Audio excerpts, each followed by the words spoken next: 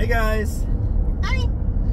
We are headed to Tractor Supply to get some supplies for Daisy. So we thought we would take you with us to kind of see what we're doing, even though we don't really know exactly what we're doing. But we do have a little bit of a list, so we'll see you there.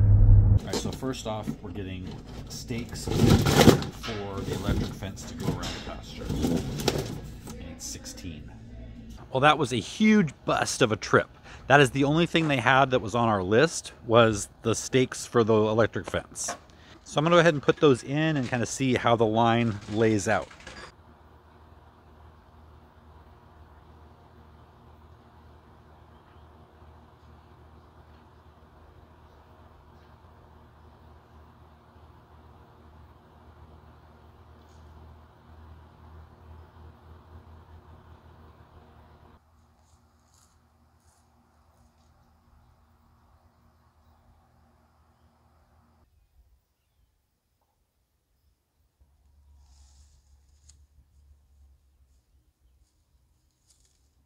All right, so the next step is to make sure I use the weed eater in between all of these little posts, because if grass touches one of the wires, it can ground it out and make it ineffective. Something's going on. We never have sirens here, and 4 police vehicles just went up the road, and here comes some more.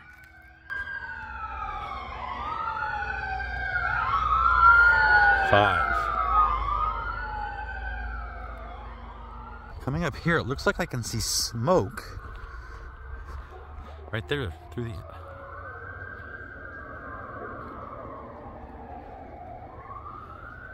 But why would it be police and not fire?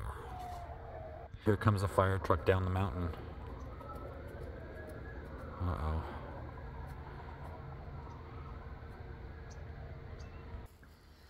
That is really too close for comfort.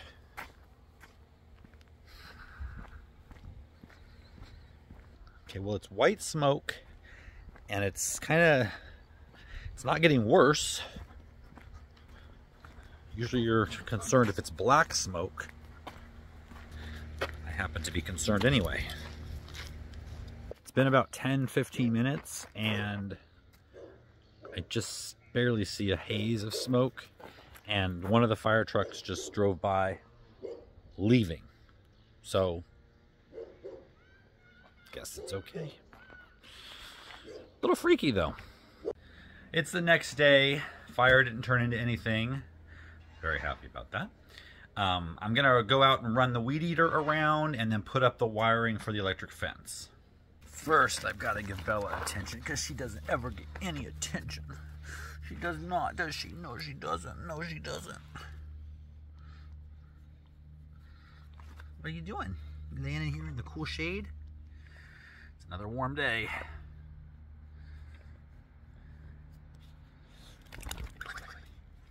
All right, now I'll get to work.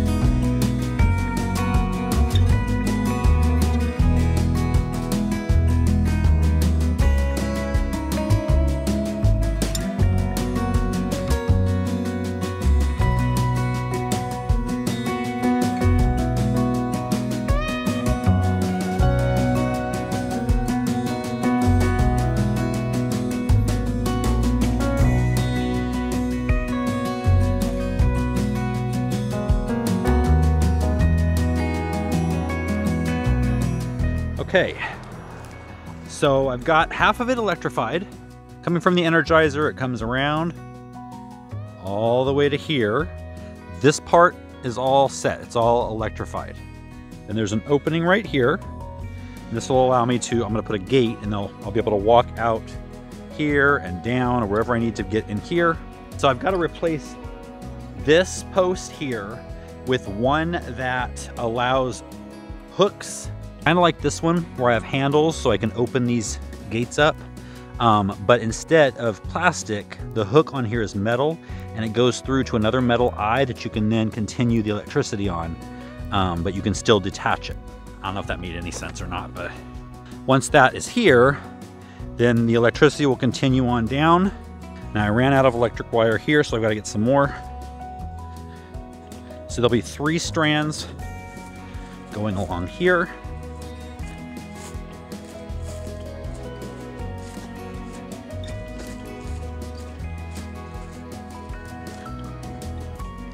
And then it's going to end right here.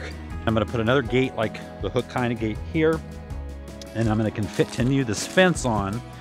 So it'll be from here, little gate, and then from here down to the chain link fence, which is 40 feet from here. I'm going to be using T-posts. These are 5-foot T-posts. Hammer them in for a foot, so it'll be 4 foot out of the ground. And then this is 4-foot welded wire. So I've got about 45 minutes until we have to, or till I have to go in and get ready. Tonight is my nephew's birthday party, and so I won't be able to work out here till dark, and that's okay. I need a break.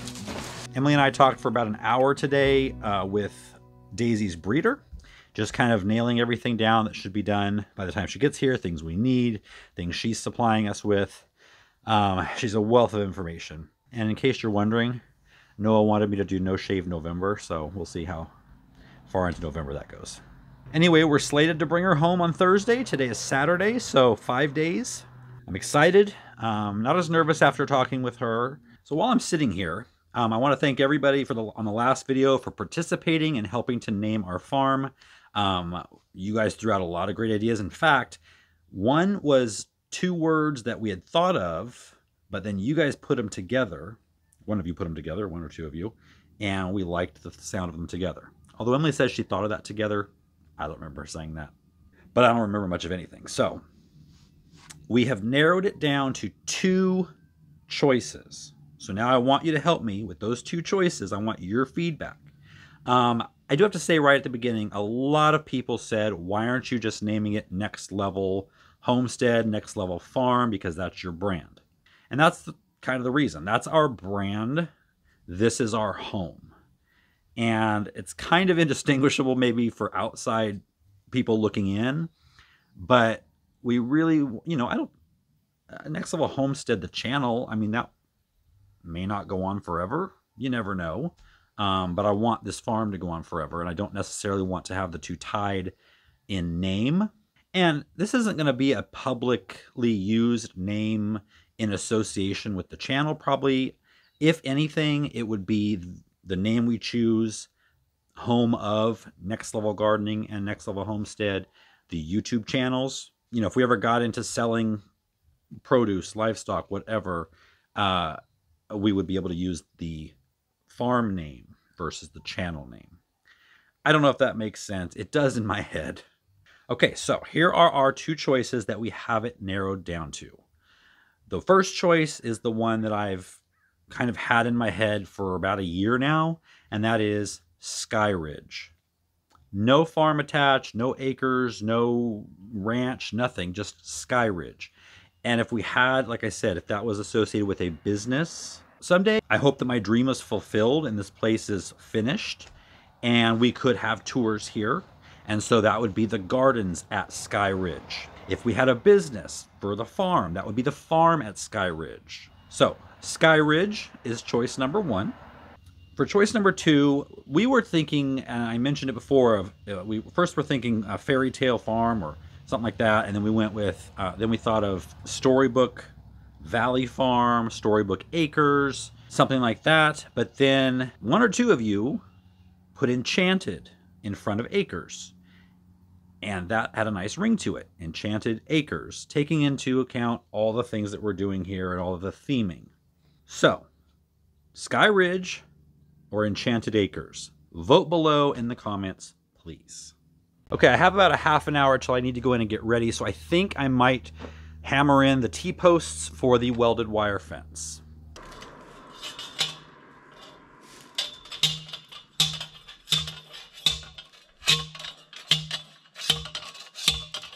Oh, I really want to finish this. I don't have time though. So I've got 7 T-posts in, going all the way down to the fence. So tomorrow, unroll this, wire it to the T-posts, and I'll have to go back to the farm supply store to get the stakes and some more poly wire to finish this fence and the gates in it. See you tomorrow. All right, it's actually 2 days later. I took the day off yesterday. It was kind of warm. It's starting to cool down though now. We're going to be in the 70s and 60s for the next at least 5 to 10 days. So as of today, we've got, well, today's Monday, so we've got 3 more days until Daisy arrives. You ready? Are you ready for your new friend? So yesterday I finished the electric fence and the welded wire fence. I also added the gates. So we've got the wires, these wires that are hooked to these wires to electrify them. And then they come across to this T-post with these little additions. The only hook handles that Tractor Supply had were bright yellow, and I wanted black like the other ones. I don't need them to stand out like crazy. So I ordered them on Amazon. They'll be here today. So the wire will hook onto the hook handle, and the hook handle will go through that little loop. And then that plastic piece is on there to insulate the electricity from the T-post, and then the wire hooks it back in and runs the electricity down that way.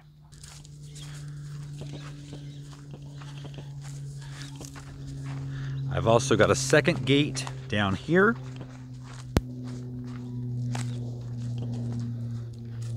And I made these, I'm hoping these aren't spaced out too much. I'm thinking if they're electrified, Bella's not gonna try to go through them. That remains to be seen. But I've made it like this so that I can just take off the top and step over the bottom one. So I'm not having to deal with 2 hook handles. That would get kind of crazy. Eventually, rather than electricity, these will all be, you know, actual fences. But since I had all of this electric line and the posts are really cheap, right now when I'm spending a lot of money on other things like that, and the cow herself, and the dog, I'm going with this cheaper option. So FedEx just arrived with my tulip order. I have another box of fall bulbs that I got a couple days ago. So let's break into that and see what I got, because I forgot. Actually, before we do that, Emily said she is making banana muffins for breakfast. So let's get in there. And by the way, Emily had a project she was working on this morning. Let me show you. Yep. One of my 5 blueberry pots. Taking Noah to school, she backed over it. I'll forgive her if these banana muffins are good.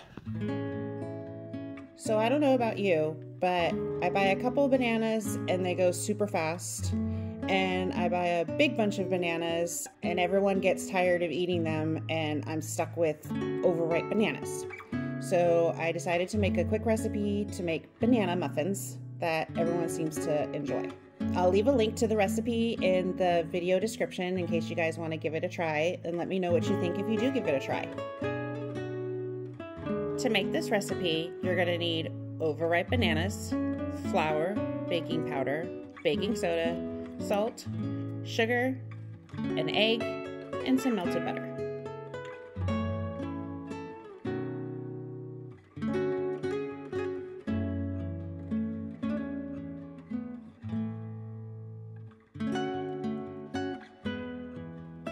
Add all the ingredients to a mixer and mix it on low until everything is well blended.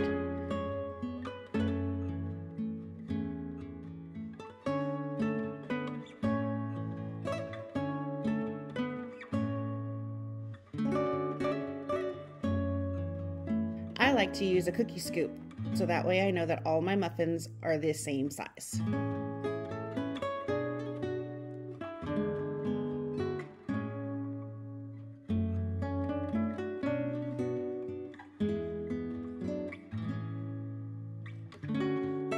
Bake it at 350 for about 25 minutes, or until a toothpick comes out clean. Oh, I wish you could smell these right now.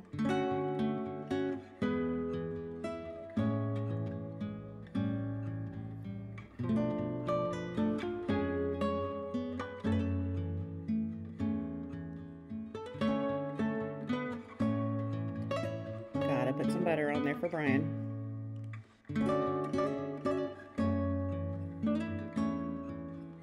And of course it wasn't enough. All right, Brian, what do you think? Good. All right, let's take a look at these orders. These are not sponsored orders. This is not a sponsored video. I bought these. One is from Color Blends and one is from K. Von Burgundine, I believe is the way you pronounce that. So these are all for the cottage garden. If you guys remember last year, I had a few pots of tulips and I did the lasagna method, and it worked so well. I loved them. So I'm doing them again this year. So let's see what we got. What are these? Oh, totally forgot. Okay, so let me go through what I got. I got 100 sherbet tulip bulbs. That's these. I'll put a picture on the screen of what those look like. And I also got 3 amaryllis. It's a collection called Interstellar, and I've got 3 varieties in here: Red Lion, Stardust, and Rosalie. I don't remember what they look like, but I obviously liked them because I ordered them. All right, now this box. Tulips here really need to be planted in pots, number one, because of our gopher issue. And gophers will eat tulip bulbs. Also, because we don't get cold winters, they will need to be put in the fridge. All right, in this box, I got 100 Ice Follies daffodils. Not a lot of daffodils will perennialize or naturalize here. Ice Follies is one that I've had success with in the past, and that just means they come back every year and they multiply. So in our climate, we don't get a lot of that, but Ice Follies is a great one. I've already got Ice Follies all the way along this path and about 10 feet that way.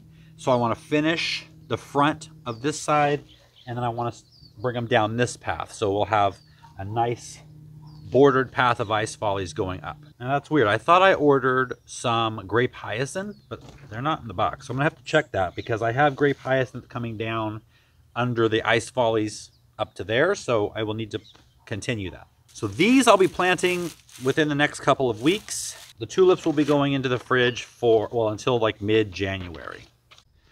So right now I'm testing Bella in the pasture.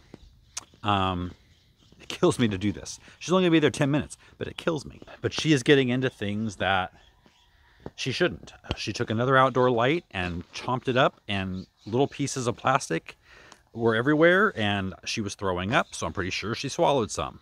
So like I mentioned before, at least for a bit, once Daisy gets here, you know, she'll have a friend in here, and then she'll come in here full-time unless I'm working out in the garden and can keep an eye on her. But we're trying it out right now. The fence is on. I closed the gate. And I've seen her go up and down the fence a little bit. I don't think she's touched it. I haven't heard a yelp or anything. So I've been thinking a lot about the hay box that I was going to build on the back wall of the cow shed. Uh-oh. Come here, Bella.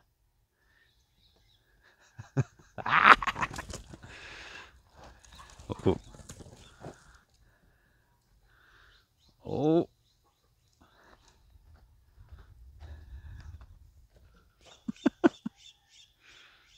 Come here, Bella. Anyway, so I was going to be building a hay box along the back wall here. My concern is hay bales aren't light, and the only real way to get them up here, we have a gate, which is down here, behind the cow shed. So if we go down this way, I need to tidy this up a bit.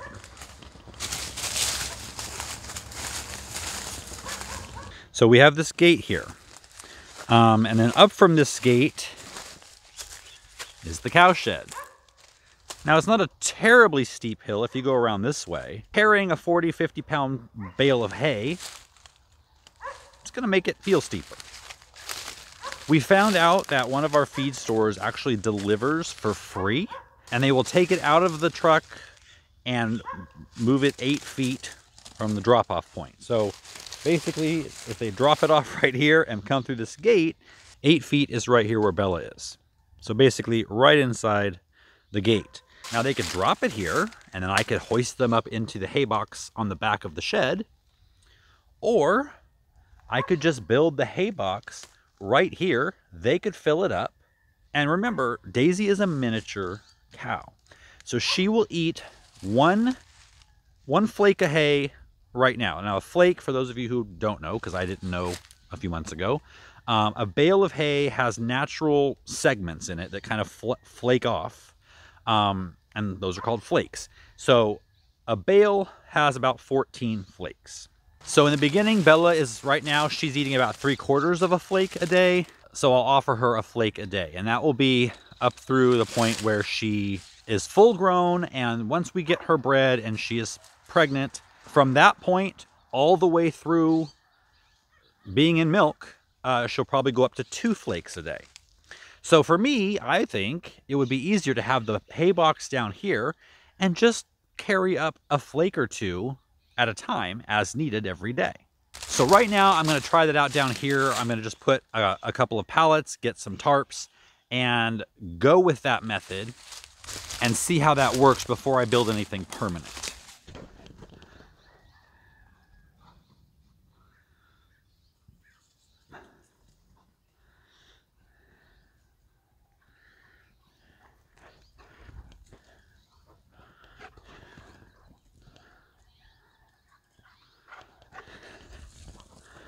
It's one way to get your exercise. You done?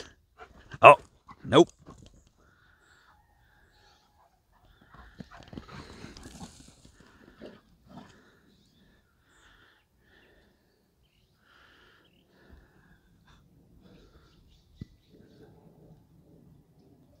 Oh, that's one way around. Well, now what? Bella was excited and just snuck right under that bottom wire, and it was on. What does this even mean? I think what it means is this is an entire waste of time and money. This is where she snuck under. So, okay, there's a good foot there. I can't get it much closer to the ground in certain areas. I don't know what to do. I mean, she hasn't, this opening out here in the fence where the dirt comes in, she hasn't even gone near it. Now, granted, these are closer together and closer to the ground, but the terrain out here is uneven. So there's no way you can get it close to the ground in some areas and not others. I'm completely at a loss. I don't know what to do. I don't know what to even think at this point. I mean, how does it work? Does she have too much fur to even feel the shock? I don't know. I don't know. I guess I'll figure something out. If you have any suggestions, please put them in the comments. Well, the next video should be Daisy's debut here at our house. So stay tuned for that. And I don't know. I'll get to thinking about this. See you next time.